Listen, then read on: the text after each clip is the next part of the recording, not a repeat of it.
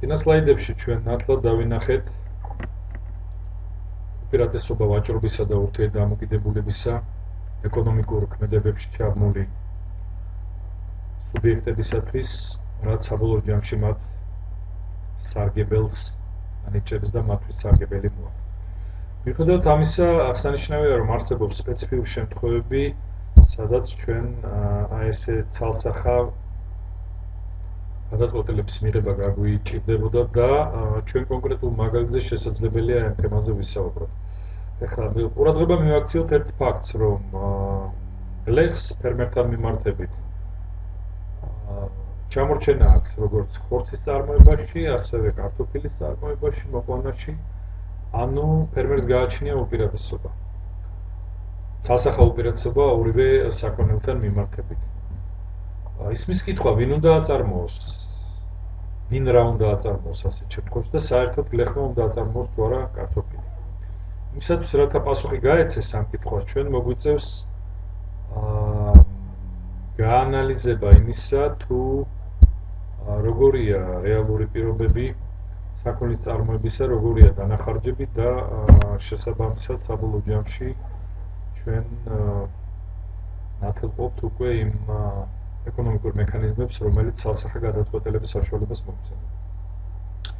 ანუ უნდა გავაანალიზოთ ჩვენ საწარმოო ფაქტორები, დანახარჯები და შემდგომ შევადაროთ ისინი ორივე შემთხვევაში.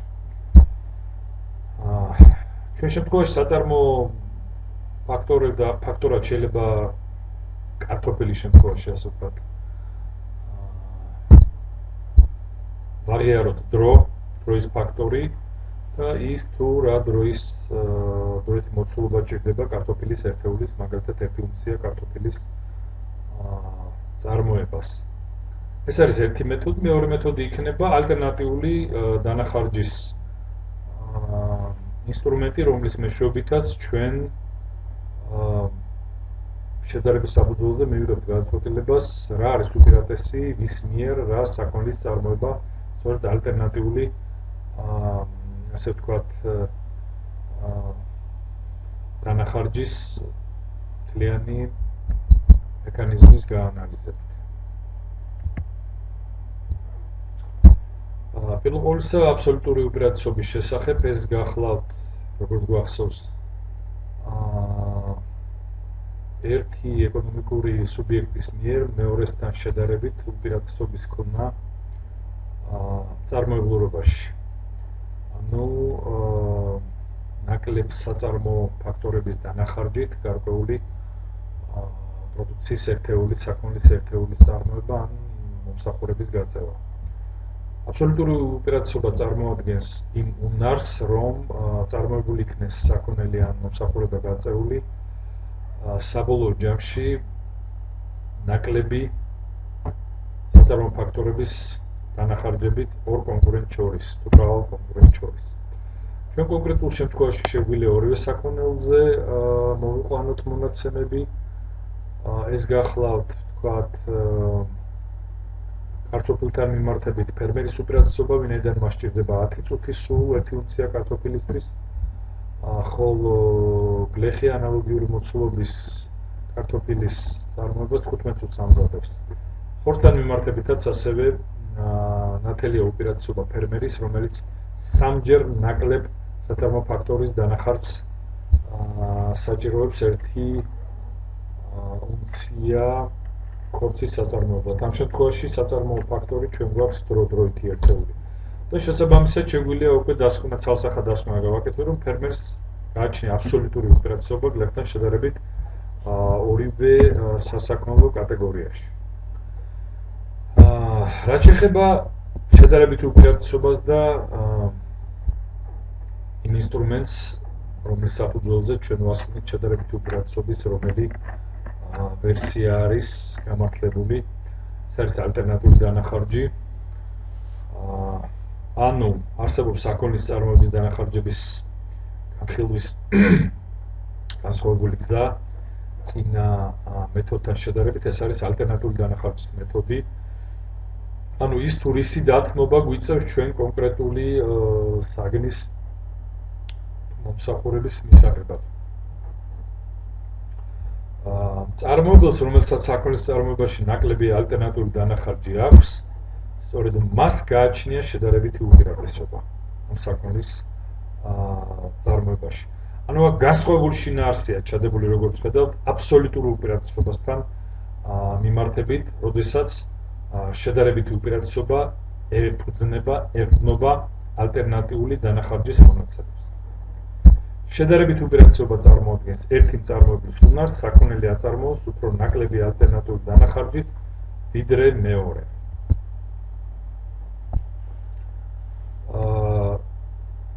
ამ თვალსაზრისით თუ განვიხილავთ წინა მაგალითს, ასე ვთქვათ, განსხვავებულ სასაქონლო კატეგორიებს, ვნახავთ, რომ ფერმერის ალტერნატიული დანახარჯი უნცია კარტოფილზე შეადგენს მეოთხედ უნცია ხორცს. მაშინ, როდესაც გლეხის ალტერნატიული დანახარჯი იგივე მოცულობის კარტოფილზე, რაოდენობის კარტოფილზე შეადგენს ნახევარ უნცია ხორცს, ანუ მას მეტი ეხარჯება. რაც შეეხება 1 უნცია ხორცზე დანახარჯს, ეს არის 4 უნცია კარტოფილი ფერმერის შემთხვევაში, რაც გაცილებით აღემატება ანალოგიურ დანახარჯს გლეხის შემთხვევაში, რომელსაც ესაჭიროება ალტერნატიული დანახარჯი 1 უნცია ხორცზე, 2 უნცია კარტოფილი. ანუ აქ ცალსახად ჩანს ალტერნატიული დანახარჯის მექანიზმის გამოყენებით, ჩვენ ცალსახად ვხედავთ უპირატესობას გლეხის შემთხვევაში კარტოფილის დამზადებასთან მიმართებით. ამგვარად, ფერმერს გააჩნია შედარებითი უპირატესობა ხორცის წარმოებაში, ხოლო გლეხს გააჩნია კარტოფილის წარმოებაში კარტოფილის მოსაყვანად. და ეს დასკვნა ჩვენ გავაკეთეთ განსხვავებული ინსტრუმენტის ალტერნატიული დანახარჯების მეთოდის გამოყენების საფუძველზე. შედარებითი უპირატესობა და ალტერნატიული დანახარჯები წარმოადგენს საფუძველს ჩვეულებრივად ვაჭრობის წარმოებაში გადაწყვეტილების მისაღებად. ანუ არა აბსოლუტური დანახარჯების მეთოდი, არამედ შედარებითი უპირატესობის მეთოდი, რომელიც თავის მხრივ გამოიყენებს ალტერნატიულ დანახარჯებს. იმ შემთხვევაში, თუ პოტენციურ პარტნიორებს განსხვავებული ალტერნატიული დანახარჯები გააჩნიათ, მათ ერთმანეთში ვაჭრობამ უღირთ და ვაჭრობა ამ შემთხვევაში სარგებლის მომტანია. ხოლო იმ შემთხვევაში, თუ ალტერნატიული დანახარჯებში არ არის განსხვავება, ასეთ ვითარებაში ვაჭრობა ნაკლებად მომგებიანი. ანუ ვაჭრობა შეუძლია ასარგებლოს საზოგადოების ყველა წევრი, ვინაიდან საშუალებას აძლევს ადამიანებს ხელი მოკიდოს იმ საქმეს, სადაც მათ გააჩნიათ შედარებითი უპირატესობები. სწორედ ამ თემებს მიაქციეს ყურადღება ეკონომიკური აზრის ყველაზე თვალსაჩინო წარმომადგენლებმა ეკონომიკური მოძღვრების ისტორიებში, ერთ-ერთი ყველაზე თვალსაჩინო წარმომადგენლებმა ადამ სმიტმა, დევიდ რიკარდომ. შესაბამისად, მათ თავიანთ ნაშრომებში დაახლოებით 2.5 საუკუნის წინ გაანალიზეს ბრწყინვალედ მექანიზმები ვაჭრობის უპირატესობისა და ეკონომიკური ურთიერთდამოკიდებულებისა და ალტერნატიული, ასე ვთქვათ, დანახარჯების და შედარებითი უპირატესობის აუცილებლობისა ამ გადაწყვეტილების მისაღებად. ეს იყო დიდი ხნის წინ, როგორც მოგახსენებთ, 2.5 საუკუნის წინ და ეს აზრები გამომდინარე მათი მნიშვნელობისა და გენიალურობისა დღესაც ძალზე აქტუალურია და საფუძვლად უდევს ძალიან ბევრ, ასე ვთქვათ, ეკონომიკურ მიმდინარეობას და ეკონომიკურ გადაწყვეტილებას. მას შემდეგ, რაც ჩვენ ნათელყავით მექანიზმი აი ამ მოსაზრებისა, შედარებით უპირატესობასთან მიმართებით, რაც საფუძვლად უდევს სავაჭრო ეკონომიკური ქმედებების მიზანშეწონილობის შესახებ გადაწყვეტილების მიღებას, ჩვენ შეგვიძლია განვავრცოთ ეს თეზისი, ეს თეორია უფრო მსხვილ, ასე ვთქვათ, ეკონომიკურ აგენტებზე და ერთეულებზე, როგორც არის სახელმწიფოები. და ცალსახად მიუსადაგოთ იგი სახელმწიფოებს შორის ვაჭრობას. ანუ მნიშვნელოვანი თემაა გადაწყვეტილება, იმის მნიშვნელოვანი თემაა ის, რომ რა უდევს საფუძვლად გადაწყვეტილებას ქვეყნებს შორის ვაჭრობაში. და ამ შემთხვევაში თავისთავად დგება საჭიროება იმისა, რომ შეფასებული იქნა საბოლოო ჯამში როგორია სარგებელი, ვინ არის მოგებული, ვინ არის ასე ვთქვათ წაგებული. ამისათვის უნდა მივაქციოთ ყურადღება ჩვენ ვაჭრობის დღევანდელ მდგომარეობით ვაჭრობის ისეთ მნიშვნელოვან სახეებს, როგორც არის საიმპორტო ეკონომიკური საქმიანობა, რომელიც წარმოადგენს ქვეყანაში შემოტანას და გაყიდვას იმ საქონლისა, რომელიც გახლავთ წარმოებული ქვეყნის ფარგლებს გარეთ და ექსპორტი პირიქით ქვეყანაში ქვეყნის ფარგლებში წარმოებული საქონლის საზღვარგარეთ გატანა და იქ რეალიზება. აი ამ ოპერაციების შედეგად შეიძლება ითქვას, რომ სარგებელი ცალსახად დიდია ქვეყნებს შორის, თუმცა შეიძლება ითქვას, რომ გარკვეული ინდივიდების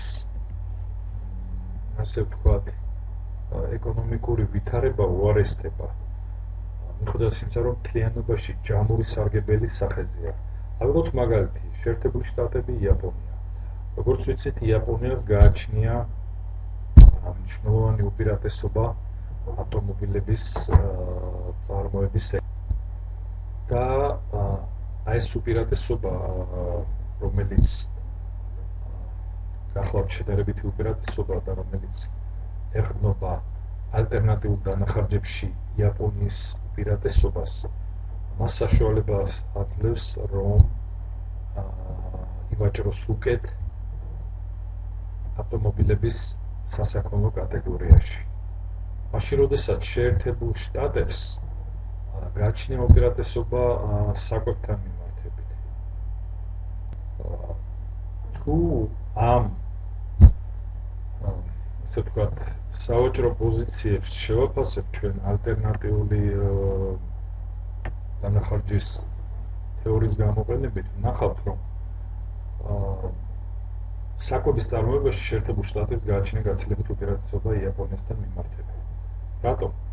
მისი ალტერნატიული დანახარჯი 1 ტონა მაგალითად საკვების დამზადებაში და სამზადებლად ამერიკაში ალტერნატიული დანახარჯი არის 9 ავტომობილი. მაშინ, როდესაც იაპონიის შემთხვევაში 1 ტონა საკვების დასამზადებლად ალტერნატიული დანახარჯი არის 2 ავტომობილი.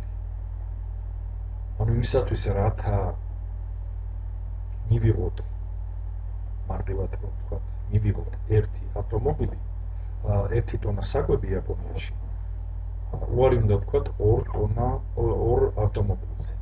რაც გასაგებია, რომ გაცილებით წამგებიანი. სწორედ აღნიშნული საფუძველზე საშუალება გვაქვს ჩვენ დავასკვნათ, რომ